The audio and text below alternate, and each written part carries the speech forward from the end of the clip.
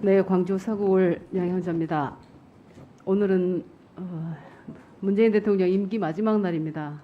그리고 내일은 새로운 윤석열 당선인의 새로운 정부가 시작되는 날입니다. 공교롭게도 위대한 국민의 나라가 지난 5년의 슬로건이었고 앞으로 5년은 새로운 국민의 나라가 슬로건입니다. 국민이 주인이 되는 나라를 진정으로 만들었으면 하는 바람을 가져봅니다. 지금 이제 검수완박이란 이야기로 말씀들을 많이 나누셨는데 사실 제가 먼저 사과를 드리겠습니다. 저도 이 지휘서를 작성하면서 검수완박이라는 단어를 썼습니다. 제가 먼저 사과를 드리겠습니다. 지난 한 달이 넘도록 빅데이터 분석을 보면 언론의 언급 빈도수가 검수완박이 굉장히 높았던 것으로 알고 있습니다. 그래서 마치 고유명사처럼 인식이 되고 있는데 그럼 제가 이 자리에서 좀 여쭙겠습니다. 무슨 법안이라고 해야 될 것 같습니까? 수사분리 법안이라고 할까요? 수사기소분리 법안이라고 우리가 통일을 할까요, 그러면? 후보자님 어떻게 생각하십니까? 아직 분리도 안 됐지 않습니까? 그러면 뭐라고 해야 되겠습니까? 우리 통일 좀 하고 가시죠. 검찰개혁법이라고 할까요? 네. 너무 이런 논쟁 자체가 제가 오전에 보면 오전에 3시간을 여기 들어와 계신 분이 한 60분쯤 되는 것 같은데 60분에 1시간당 3배 곱하기 3 하면 얼마를 날렸는지 모르겠습니다. 이런 생각이 들었고요. 우선은 저는 수사 기소 분리 법안이라고 가칭으로 하겠습니다. 동의해 주신다면 그렇게 하겠습니다. 동의해 주시겠습니까? 우여곡절 속에서 수사기소 분리 법안이 통과되었습니다. 이번 통과 과정을 전 지켜보면서 헌법기관인 국회의원으로서 아쉬운 마음을 감출 수가 없습니다. 대화와 타협 없이 이전 투구만이 남아버린 지금의 국회가 역사에 어떻게 남을지 한없이 두렵고 저는 부끄럽습니다. 대한민국 사법체계를 다시 세우는 일이기에 합의하에 입법을 진행해도 향후에 후속 입법 과정이 얼마나 험난할지 예측조차 하기 어려운 상황입니다. 그래서 저는 검찰 개혁을 반대하는 것이 아니라 입법 절차에 대한 비판의 의미를 담아서 본회의에서 안타깝고 절박한 심정으로 기권을 하였습니다. 결국 여야가 합의하지 못하고 극단으로 치달은 데에는 국민의힘 원내대표의 합의 파기도 있었지만 윤석열 당선인의 한동훈 후보자 임명도 도화선이 되었다는 분석이 있습니다. 동의하십니까? 제 지명 이전에 민주당 당론이 결정된 것으로 저는 보도가 있습니다. 그리고 한 가지 더 지적하고 싶은 것은 검찰이 마치 특수계급이라도 되는 것처럼 조금의 기득권 침범도 용납하지 않는다는 그런 인식입니다. 조직의 보위를 위해서 국민의 대의기관인 국회 입법 과정을 거부하고 집단 항명하는 모습을 보면서 바로 이런 점이 검찰 개혁이 필요한 근본 원인이 아닌가 하는 생각도 했습니다. 오늘의 사태가 왜 일어났는지 우리 후보자께서도 잘 숙고해 보셨으면 좋겠습니다.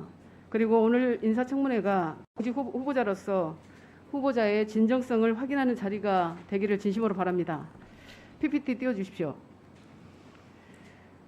지난 4월 21일 법제처는 인수위 질의에 대한 답변에서 이른바 수기분리 법안이 국민 인권을 후퇴시키고 국제 형사사법 절차 관련해서도 혼선을 초래할 우려가 있다라는 의견을 전달한 바 있습니다. 특히 수사권 조정으로 인해서 5.18 진상규명법을 비롯한 성폭력 범죄, 아동학대, 그리고 장애인복지법 이 법안들을 포함해서 31개의 법안이 정합성 측면에 문제가 있을 수 있음을 암시를 하셨습니다. 저는 광주를 지역구로 뒀기 때문에 우선 여쭙겠습니다. 후보자님, 5.18 진상규명 이유가 출범한 지 벌써 2년이 넘었습니다. 현재 조사가 어디까지 진행됐는지 혹시 알고 계신가요? 제가 정확하게 모르고 있는데요. 말씀해 주시면 제가 경청하겠습니다. 자세하게 알아보시고 알려주셨으면 좋겠습니다. 제가 실무진 통해서 알아볼 수 있는 범위에서 알아보도록 하겠습니다. 그리고 검찰 수사권 조정 법안 통과로 인해서 서민들의 삶과 직접적인 연관이 있는 법률들과 각종 진실규명법 등이 난관에 봉착할 수도 있을 거라고 보는 시각이 많은데 그런 시각이시죠? 저는 그건 사실이라고 봅니다. 그 법에서 검사가 해야 될 중요한 그 법의 목적을 달성하기 위한 검사가 해야 될 수사로서의 역할들을 많이 부여해 놨거든요. 근데 그 부분과 지금 새로 바뀐 법들과의 충돌이 되는 부분이 있기 때문에 그 해석에 좀 여러 가지 난관이 있을 것 같습니다. 연동해서 이제 정리되어야 될 법안들을 빠르게 정리하셔서 좀 알려주셨으면 좋겠습니다. 그리고 특히 좀 전에 제가 언급드렸던 5.18 진상규명회의 활동에 차질이 생기지 않도록 법률적, 제도적, 정책적 방안을 좀 세워주시기 바랍니다. 공감합니다. 그리고 저는 과학기술인으로서 이제 여쭙고 싶은 것이 있는데요. 이번 개정으로 검찰의 기술 유출 등 경제범죄 수사는 중대범죄수사청, 한국형 FBI, 출범 전까지로 제한되면서 산업기술보호에 비상등이 켜진 상황이라고 보고 있습니다. 지난 4월에 국정원이 밝힌 자료에 따르면 2017년 1월부터 올해 2월까지 적발한 산업기술 유출 시도는 99건입니다. 이 가운데 34건이 국민 경제에 큰 영향을 줄 수 있는 국가 핵심 기술로 나타나고 있습니다. 국정원은 만약 이 기술들이 해외로 넘어갔다면 22조 원에 이르는 연구개발비와 매출액 손해로 이어졌을 거라고 추산하였고, 유출된 산업기술 중 3분의 2가 중국으로 향한다고 밝힌 바 있습니다. 또한 특허청의 자료에 따르면 최근 3년간 영업비밀 침해로 접수된 사건은 총 62건입니다. 이로 입건된 사람은 162명으로 조사됩니다. 특히 작년에만 30건이 넘는 사건이 발생해서 85명이 입건되는 등 산업기술 유출이 증가하고 있습니다. 자원이 없는 우리 대한민국은 반도체를 필두로 해서 디스플레이, 2차 전지 등 기술 패권이 매우 중요하다는 것을 알고 계실 겁니다. 예. 특히 핵심 기술 해외 유출과 같은 전문 분야 사건은 쟁점 기술이 어디에 해당하는지 유출 범위와 형태 등에서 전문적 검토가 초기부터 필요하다고 생각을 합니다. 예.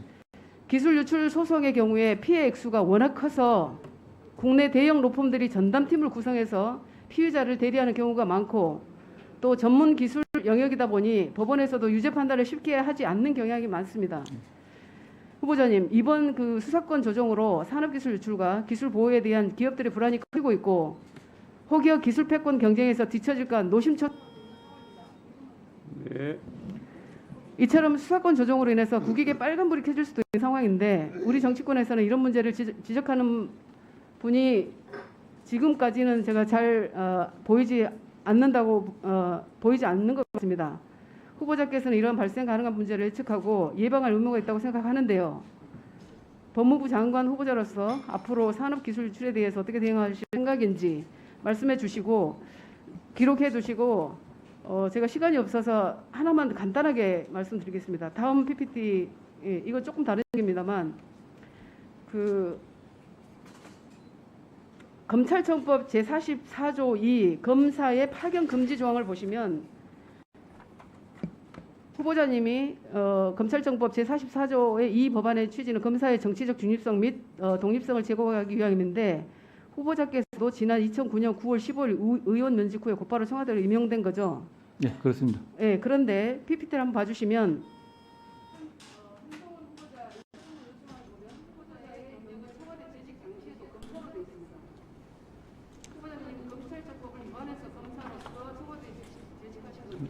그건 아닙니다.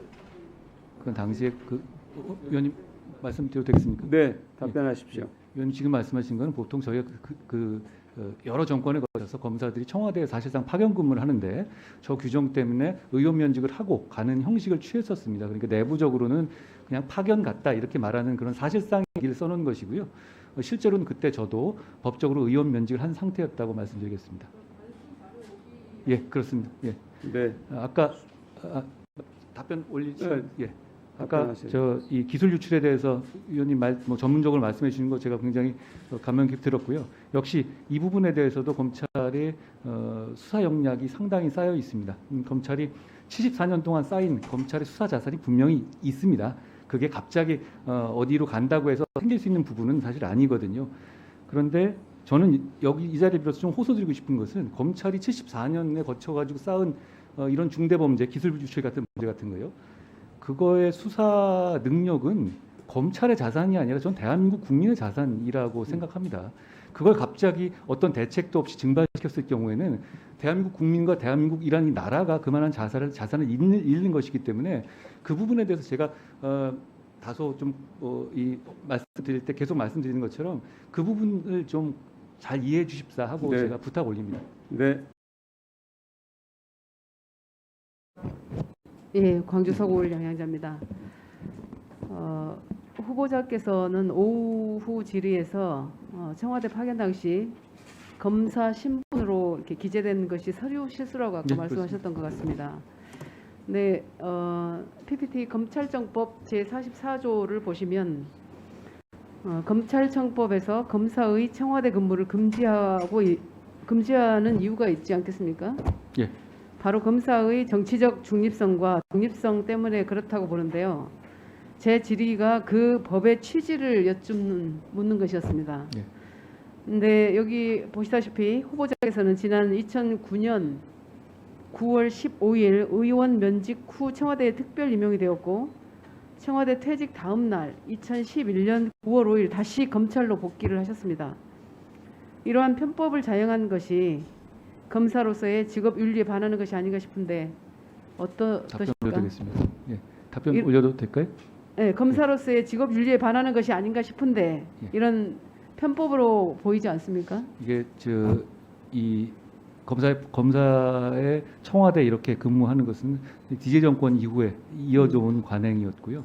그것을 이런 방식으로 계속 해왔던 겁니다. 그런데 저는 당시에 인사를 받아서 사실상 그것이 뭐 손을 들고 가는 게 아니라 인사명령 형식으로 거기에 근무하라는 지시를 받고 갔던 것이어서요. 제 입장에서는 뭐 그 이후에 정권에서도 계속 이런 일이 있었고 그 이후에 이제 이 참여정부에서도 역시 마찬가지 방식이 이어졌고요. 그런데 이제 그 부분에 대해서 저희가 이게 바람직하지 않다는 면에는 제가 위원님 지적에 공감합니다. 그런데 당시에 제가 인사명령을 받고 가서 근무했던 사람으로서 그걸 뭐 직업윤리상 거부했어야 한다고 말씀하신다면은 제가 특별히 그렇게 할 말은 없습니다. 근데 이제 지금 이제 법무부 장관이 되실 거 아닙니까? 그러면 이 부분에 있어서도 정리가 좀 필요한 거 아닙니까? 법을 지키든지 아니면 법을 바꾸든지. 이거 지금은 안 됩니다. 네. 지금은 아예 그래서 검사로 근무한 지 몇 년이 안 된 사람은 청와대에 근무할 수가 없게 돼 있습니다. 그러니까 지금은 이런 일이 아예 원천적으로 이미 일어나지 않게 다시는 그런 법제화- 관행이 없을 거라는 말씀이시죠? 아니요, 관행자가 법상으로 못 하게 돼 있습니다. 그러면 관행으로는 합니까? 그것도 못 하게 돼 있습니다. 그러니까 왜냐하면 검사직에 있었던 사람은 몇 년 지난 다음에는 대통령실에 근무할 수 없게 돼 있기 때문에 예. 예. 그리고 작년 2월 박지원 국정원장께서 이명박 정부 시절 민정수석실에서 조직적인 불법 사찰이 있다고 인정했는데 알고 계시죠? 그건 잘 모르겠습니다. 잘 모르신가요? 국정원이 허위 사실을 발표한 것이 아닌 이상 정치인 불법 사찰과 관련한 내용을 후보자 본인도 잘 알고 있었을 것으로 짐작이 되는데요. 그러니까 소위 그 캐비넷 데이터 관리 업무를 한 적이 있으신가요? 저는 전혀 알지 못하는 내용이고요. 제가 그런 일에 관여한 사실도 당연히 없습니다. 네, 알고 있었다면 뭐 이게 모르셨다고 하니까 이것은 전혀 모르고 계셨습니까? 예, 아니 저는 그 국정원에서 어떤 말씀을 하시는지도 제가 정확하게 모르기 때문에 그런 일에 대해서 별로 드릴 말씀 없습니다. 확실한 거는 제가 그런 관련한 일을 한 적은 당연히 없습니다. 다시 말씀드리면 작년 2월 박지원 국정원장께서 이명박 정부 시절에 민정수석실에서 조직적인 불법 사찰이 있다고 인정했는데 모르고 계신다고요? 저는 모르겠습니다. 모르고 있었다면 이거는 그쪽에서 근무하신 분으로서 무능을 자인하는 꼴이라고 생각이 드는데 그렇지 제가 않습니까? 더 드릴 말씀은 없습니다. 알겠습니다. 후보자께서는 4월 24일에 이준석 대표와 통화를 하신 바 있죠. 날짜는 정확하지 않습니다. 그 오전에 일요일 날인가 오전에 이 대표님이 전화를 주셔서 제가 통화를 드린 사실이 있습니다. 네, 청문회도 통과하지 않은 장관 후보자가 야당 당대표와 통화를 하고 이후에 국회의장이 중재하고 양당의 원내대표가 합의하고 국회의원이 추인한 법안이 손바닥 뒤집듯 뒤집혔다는 거죠. 헌정 초유의 일인데요. 후보자께서는 2020년 모든 공직자는 국민 앞에 일개 공직자일 뿐이라고 발언하셨죠. 추미애 장관님이 뭐 일개라는 말씀에 좀 불쾌한 감을 표시해서 제가 그렇게 말한 적이 있습니다. 근데 그런데도 국민의 대표기관인 국회가 합의한 법안을 무력화시키는 것이 공직자 후보로서 적절한 처신이었는가를 저는 여쭙고 싶습니다. 말씀 올릴까요? 예. 예. 당시에는 이제 검수완박 국면에서 여러 가지 의견들이 있고 저는 현장 실무를 책임질 법무부 장관 후보자로서 거기에 당연히 의견을 갖고 있고 질의가 오면 언제든지 답할 수 있는 상황이었습니다. 이준석 대표가 아니라 여기 계신 어떤 분께서 전화를 주셨어도 저는 똑같이 답을 했을 것 같습니다. 그리고 저 때문에 뭐 당론이 바뀌고 이건 전혀 아닌 것이 당시에 대한민국의 모든 상식 있는 사람들이 그렇게 생각하고 있었다는 점을 말씀드립니다. 그러면 이제 말씀 중에 말씀하셨는데 권성동 원내대표 아니면 후보자 아니면 당대표 누구라도 이 합의하고 국회의원이 추인한 법안이 이렇게 손바닥 뒤집혔는데 아무도 그에 대해서는 이 사과를 하든지 어떤 코멘트가 없습니다. 예. 예. 말씀 올릴까요? 예. 저는 뭐 정당의 전략에 대해서는 알 수 있는 지위에 있지 않습니다. 다만 제가 원론적으로 말씀드린다면 정치적 합의가 헌법과 법률에 우선할 수는 없다고 생각합니다. 예. 그리고 이제 마지막으로 상설 특검에 대한 후보자 입장을 다시 한번 좀 여쭙고 싶은데요. 현재 특검은 국회 입법을 통한 특검과 법무부 장관의 직권에 의한 특검이 가능하다고 알고 있습니다. 그렇습니다. 2014년 상설 특검 제도가 국회 본회의를 통과했을 때 검찰총장을 비롯한 모든 검사들이 반대한 것으로 기억합니다. 맞죠? 어떤 상황, 그 상황은 제가 잘 모르겠습니다. 그래서 여쭙는 건데요. 후보자께서는 상설 특검 제도 도입 당시에 대검찰청에서 정책 기획과장을 하고 계셨어요. 그때는 이 제도에 대해서 어떤 입장이셨습니까? 의원님, 이게 언제 통과됐다고 말씀하셨습니까? 2014년에 상설 특검 제도가 국회 본회의를 통과했습니다. 글쎄요, 제가 그 당시 어차피 공적 임무로서 정책을 맡고 있었으니까 자료를 취합해서 낼 것 같습니다. 제가 근데 지금 생각해보면 그 시점에서는 상설 특검의 제도를 찬성했을 것 같지는 않습니다. 그렇습니까? 그러면 후보자께서 여러 차례 말씀하신 상식과 공정에 맞춰서 김건희 당선인 부인의 도이치모터스 주가 조작 의혹 당시에 그 의혹 역시 상설 특검을 통해서 진행하실 용의가 있으신가요? 의원님, 상설 특검은 법무부 장관이 동원할 수 있는 정의를 구현하기 위해서 책임 있는 범죄를 수사하기 위해서 동원할 수 있는 이 법제화된 시스템 안의 툴인 건 맞는데요. 어떤 사안을 전제로 해서 이걸 뭐 할 것이냐 말 것이냐를 후보자 신분인 저에게 여쭤보시면 제가 그 부분에 대해서 말씀드리는 건 적절하지 않은 것 같습니다.